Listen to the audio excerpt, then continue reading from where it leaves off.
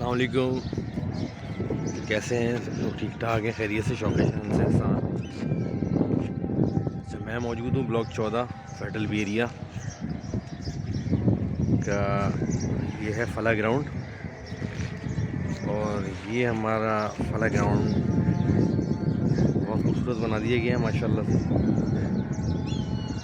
اور سب کو مبارک ہو، تمام امت مسلمہ کو مبارک ہو کہ آج ہمیں 5واں جمعہ نصیب ہوا رمضان المبارک کا۔ تو میں جمعۃ المبارک کی نماز ادا کرنے کے لیے یہاں آیا ہوں۔ میں بچپن سے یہاں کا رہائشی ہوں، تو آج جمعۃ الوداع کا یہ جمعہ بھی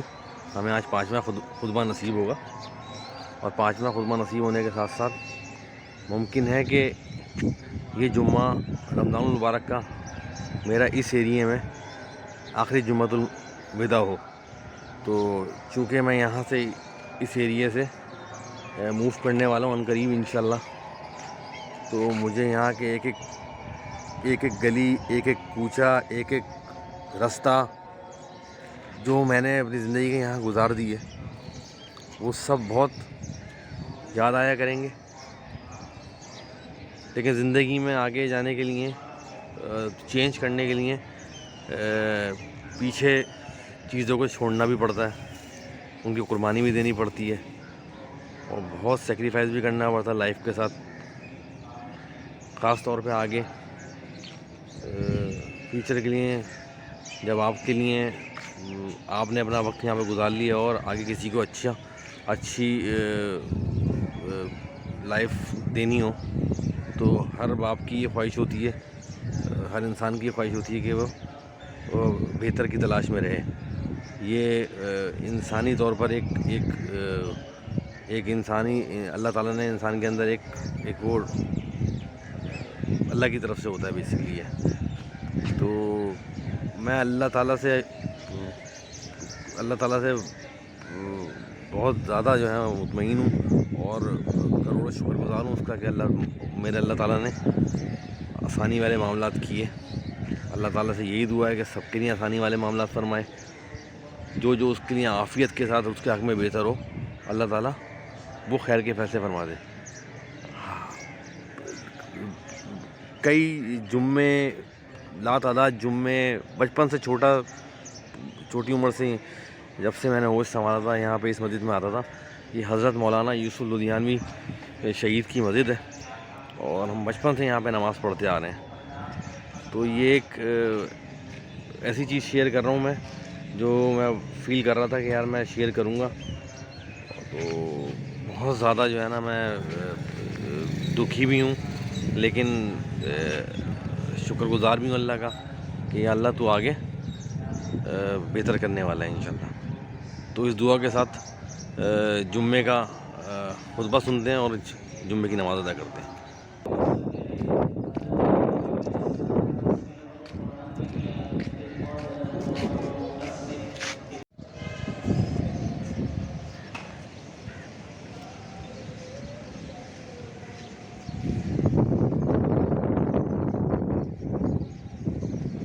اس مخالفت کو گوارا کیا، اللہ کی نافرمانی نہیں کی۔ اس سے آگے بڑھیں تو حضرت ابراہیم علیہ السلام نے اپنی زندگی میں یہ سکھایا کہ تابعداری اس کو کہتے ہیں کہ جب اللہ کا حکم آیا تو اپنی عقل نہیں چلائی، چون چرا نہیں کی، بلکہ اللہ کا حکم تھا اپنے نومولود بچے کو اپنی اہلیہ سمیت ایسے وادی اور خطے میں پہنچا کر چلے آئے جہاں کوئی انسان بھی موجود نہیں، زندگی گزارنے کے اسباب اور سامان کا بھی نام و نشان نہیں، لیکن اللہ کا حکم ہے تو تابعداری اختیار کی کہ جیسے آپ کا حکم ویسے کر کے دکھاؤں، جیسے آپ کا پیغام ویسا ہی کرنا ہے۔ اس سے آگے جب بڑھے تو حضرت ابراہیم علیہ السلام کے وہ بیٹے جن کو وہاں چھوڑ دیا، جب ان کی بڑھاپے کی عمر آئی اور بیٹے کی جوانی کی عمر آئی، تو اللہ کا پھر حکم سامنے آیا کہ اپنے بیٹے کو قربان کر دیں، ذبح کر ڈالیں۔ تو اللہ کے نبی حضرت ابراہیم علیہ السلام نے وہ تابعداری اختیار کی کہ اللہ کا حکم ہے تو اس میں کوئی ہچکچاہٹ نہیں، اپنے بیٹے کو قربان کرنے کے لیے تیار ہے۔ یہ تابعداری کا جذبہ ہے جو سچے اسلام کی گویا کہ شناخت بنتا ہے کہ اللہ کا حکم جس وقت آ جائے، جو حکم آ جائے، خوشی کے موقع پر، غمی کے موقع پر، خوشی میں بھی جذبات میرے کچھ چاہ رہے ہیں لیکن اللہ کا حکم ہے، میں نے ان جذبات کو روکا، اللہ کے حکم کو پورا کیا۔ غمی کا موقع ہے، اس موقع پر بھی میرے جذبات ہیں، میرے متعلقین کے جذبات ہیں، لیکن جو اللہ کا حکم ہے بس اس پہ سر تسلیم خم ہے۔ یہ سچی تابعداری اللہ کو مطلوب ہے، اور وہ حکم جو اللہ نے جس موقع کے لیے نازل فرمایا اس کو اختیار کرنا، یہ انسان کا وہ کمال ہے جس کی اللہ تعالیٰ نے ہمیں پابندی، یا یوں کہہ لیا جائے جس کا اللہ تعالیٰ نے ہمیں مکلف بنایا بے شک بے کہ شک ہم اللہ کی تابعداری کا عزم کریں۔ یہ روزے سے ہم نے یہ سبق سیکھا اور یہ عزم پکا کیا تو یقیناً یہ روزہ ہمیں تقویٰ دے کے رخصت ہوا۔ بے شک۔ لیکن اگر خدا نخواستہ یہ عزم کچا رہ گیا اور روزے سے ہم نے یہ پیغام نہ سمجھا کہ اللہ تو یہ چاہتے ہیں کہ اللہ کے حکم کی تابعداری کی جائے، صبح سے شام تک جیسے روزے میں کی، اسی طرح زندگی کی صبح سے جب زندگی کی شام ہوگی اس وقت تک اللہ کے حکم کی تابعداری اختیار کی اور اللہ کے حکم کے مطابق زندگی بسر کی، یہ سچا اور کمال کا مسلمان ہے جو اللہ تعالیٰ کے ہاں جنت کا حقدار بنے گا، اور ہر طرح کی نعمتیں اللہ نے اس کے لیے تیار کی ہیں۔ تو ہماری زندگیاں رمضان کے بعد جب اگلے 11 مہینے بسر کریں تو یہ سوچ اور یہ جذبہ رمضان ہمیں دے کر کیا ہو اور ہم عزم کر چکے ہوں کہ اللہ کی تابعداری میں روگردانی نہیں آئے گی۔ یہ وہ کمال کا تقویٰ ہے جو دینے کے لیے رمضان ہمارے پاس آیا ہے، ورنہ خدا نخواستہ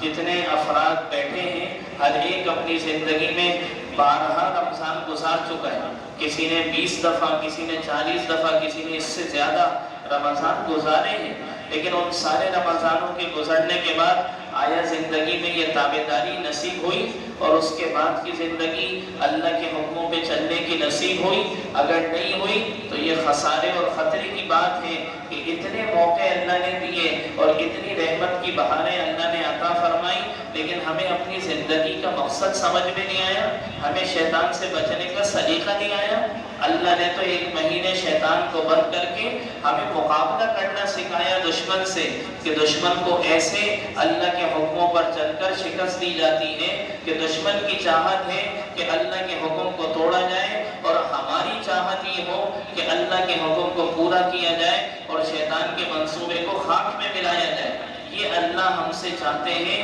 یہ دنیا کی زندگی اللہ نے دی کسی آزمائش کے لیے،